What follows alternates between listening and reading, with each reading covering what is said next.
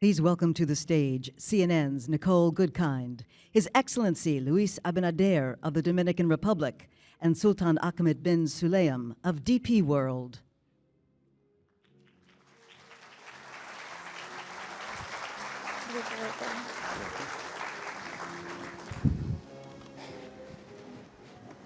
Good morning, everyone. Thank you so much for joining us for this important conversation, the first of many that you'll be hearing over the next few days. I don't think it's an overstatement to say that trade is the engine that drives the global economy.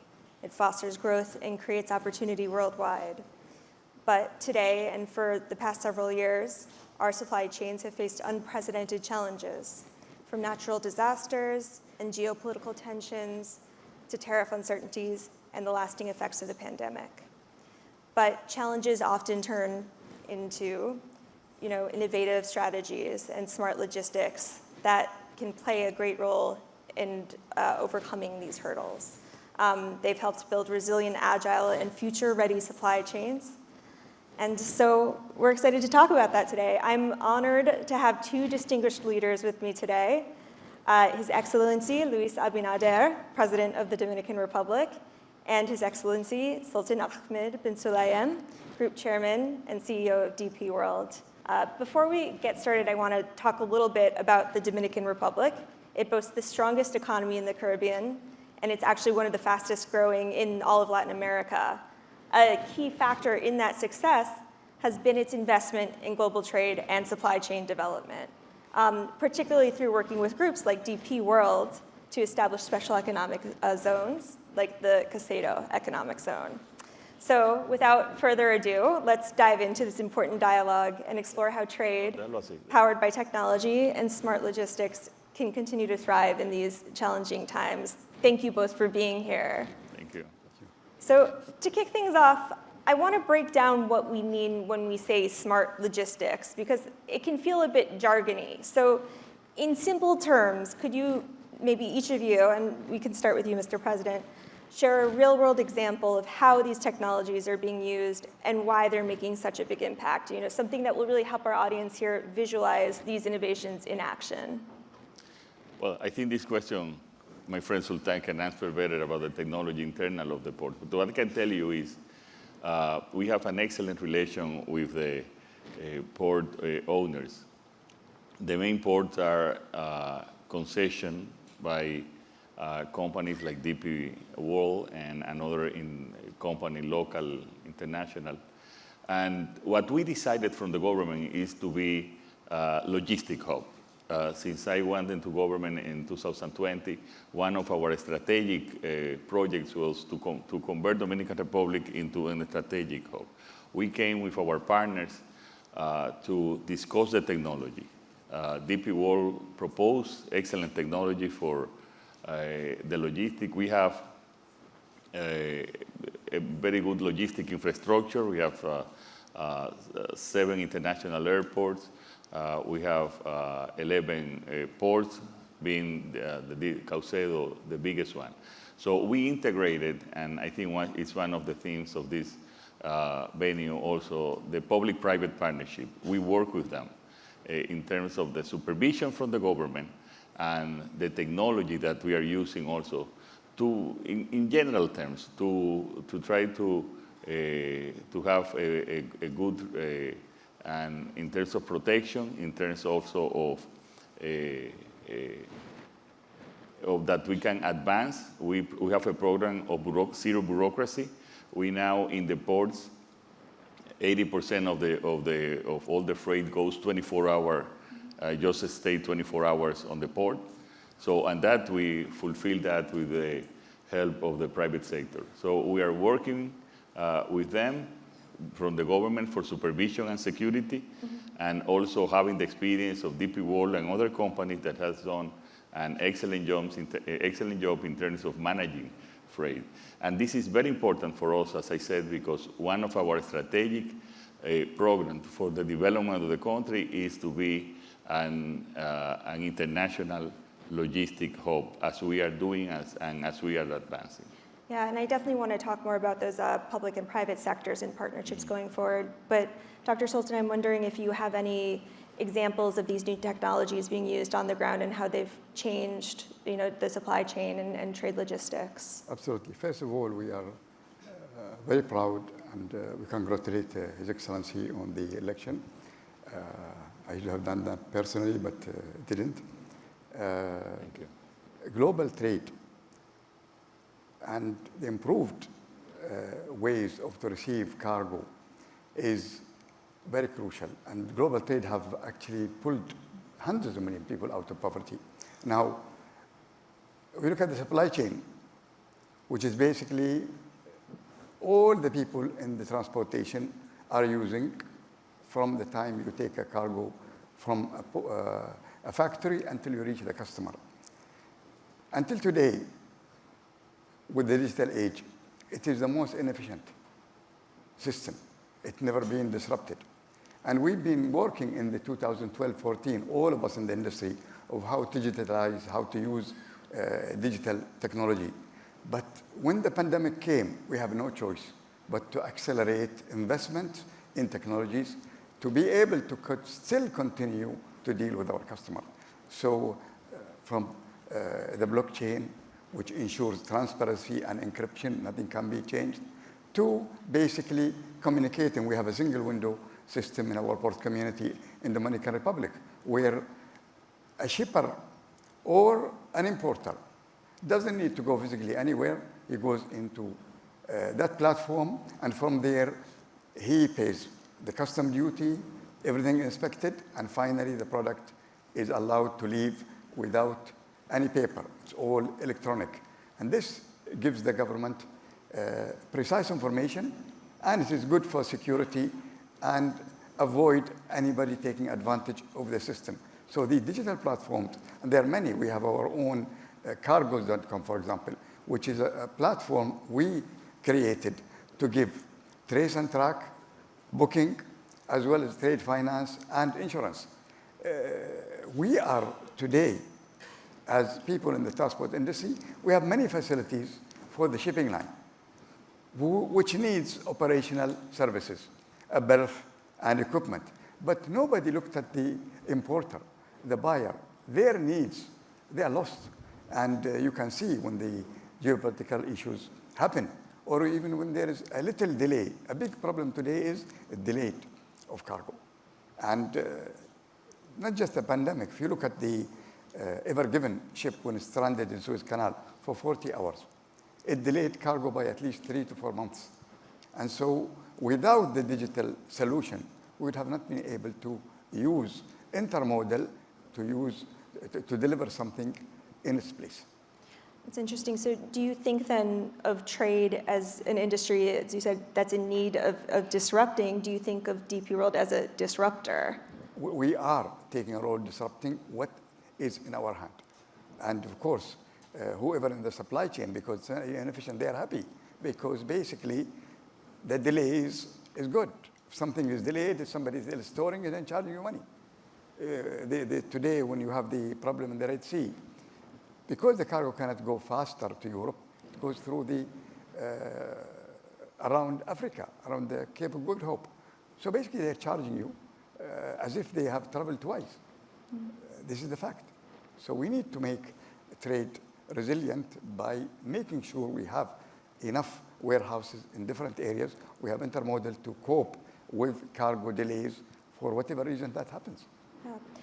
Mr. President, we're talking about disruption here. Trade is a very interesting industry because it really does lie in the center of the public and the private sector. And I'm curious to hear your take on how you might disrupt that, how you feel about that, and then also how you see this collaboration between the public and private sector evolving in the coming years to perhaps optimize logistics or build more resilient global trade networks. Yes, and adding what Mr.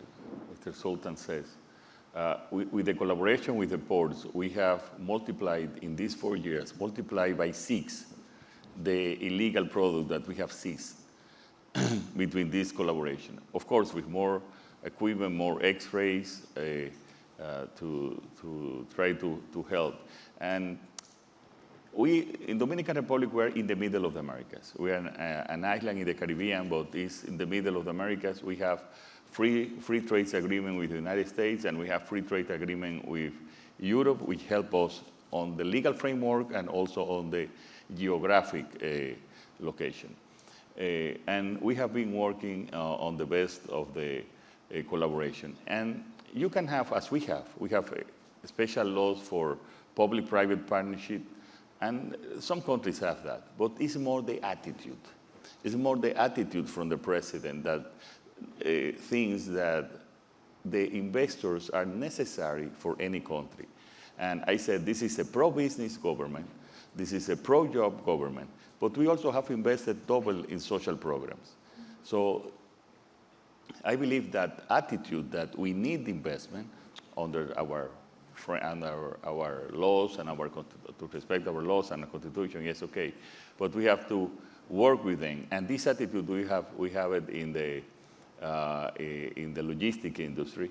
We are also building a new port in the north that will save 1 day to go to United States, which is a lot of time for the logistic and the cost. And that will also be a big logistic area. And we'll create, we calculate that we'll create directly between all the industries that are established in there at least 12,000 jobs and indirectly like 40,000 jobs, because it's also creates a lot, the logistic and all the freight and charge and commerce, it has a lot of indirect impact also on the economy. So we are working with the Inter-American Development Bank. He's financing and organizing this new port. And with our partners like Dubai port and also Haiti, which is another partner, we will also make a bidding for who is going to manage this new Manzanillo. We will establish as a real logistics center in the center, in the Caribbean, and also in Latin America. The same we are doing also with the airports, because our tourists, we are a very important tourist destination. We are receiving this year more than 11.5 million visitors, more than the population of the Dominican Republic. And also our main airport is converting also with Dubai into a logistic hub. So it's a combination between the ports and also the airports, and he knows that the government has helped and go behind them on all the projects that are good for the country. Yeah, yeah. You know, Mr. President, the Dominican Republic obviously shares a border with Haiti. We all know there's significant political and economic challenges going on there. I'm wondering how these issues affect your country's trade and logistics, especially a country based on tourism. You know, and what strategies you're using to manage these regional complexities in terms of trade and ports. Haiti is a big problem for all Americas. I would say it's a humanity problem for the whole world. It has very big problems in terms of security, democracy, even the structure of the country itself. It's very limited. And we have had to take several measures in terms of our security. It's control. We don't have any, it doesn't affect our security or our business. But from the human point of view, it's something that it just not can be led to a few countries, especially the Dominican Republic, to charge with Haiti. It has to be help of the international community. And during this week, I will speak about this, that the international community cannot forget Haiti, cannot forget what is happening, its people, and working with a mission that is working from Kenya and now Jamaica and other countries that are helping with the security, which is the most important. It has not affected us in our development in any part of our economy, but it has affected us in terms of the cost, of the security cost that is involved in the frontier and also in other areas. Dr. Sultan, you spoke about some logistical problems that we've seen in terms of shipping cargo. over the past few years. But there's also a lot of policy uncertainty coming up, including tariffs proposed by former President Trump and others. I'm curious about how DP World manages these uncertainties and to keep trade stable, especially in regions like the Caribbean and Latin America. Technology is helping us, and for example, in Haiti, the criminals have started cyber attacks, which by using systems that controls and ensures that they cannot enter if we are directly contacting them, has helped us to avoid it. Uncertainties and these kind of things are part of the business we face, but it's good when you have a country that is pro-business. And I tell you, we've been here 20 years in Dominican Republic. And in the beginning, it was a transshipment place. That cargo comes in to be shipped into another vessel immediately somewhere else. Today, it is not. Today, it's an import and destination country. 60% of the cargo handled in the Pacific is coming to Dominican Republic. It has one of the best 10 ports in Latin America. All this happened because of the pro-business policies of the government and also transparency and rule of law, because that's what we need as businessmen. We can invest, we can deal with any issue. One thing we cannot deal with is corruption, which is not existing, and this is thanks to the President and his team, where we enjoy an amazing climate where we can improve the business. Yeah. We only have a few minutes left, so I want to do a lightning round. I want to talk about what you're most looking forward to in terms of new technologies and smart logistics in the vast world of trade and the supply chain, and then also what you're most fearful of, the largest challenges you see ahead. So let's start with the challenges so we can end on a high note.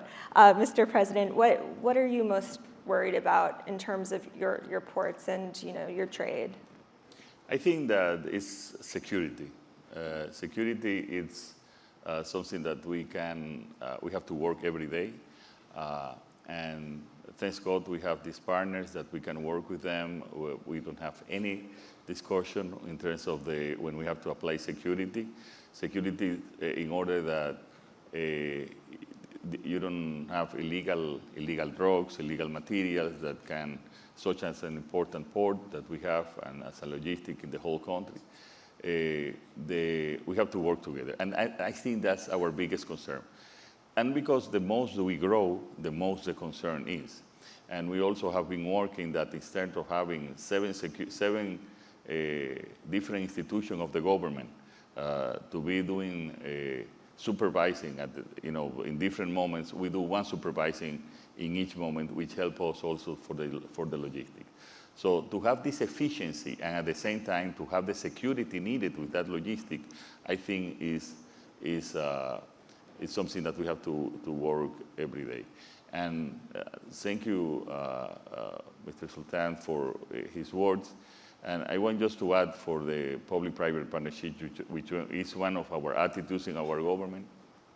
As I said, it's an attitude, more than the laws. And just saying, if in this you have corruption, forget about partnership, because you will just have crooks in the government and in the private sector and not real development. Well, Dr. Sultan, with our last 30 seconds or so, maybe actually you can say what you're most looking forward to or what you think is the highlight. When you said what is worrying people or what is the president, for us as a company, technology is the biggest worry. What else can happen in technology that will affect our business? What I dream of really is this. Today, when you want to book a room in a hotel, you can do it online. Even your little son can do that for you. In the shipping industry, it's not. And I wish there is a day where anyone in business can really have access to the service we provided, even no matter how small or big they are, in technology. Well, I want to thank our distinguished guest again for joining us and all of you as well. I'm sure this conversation will continue beyond this room and throughout the day and weeks to come. Thank you so much, everybody. Thank you, sir.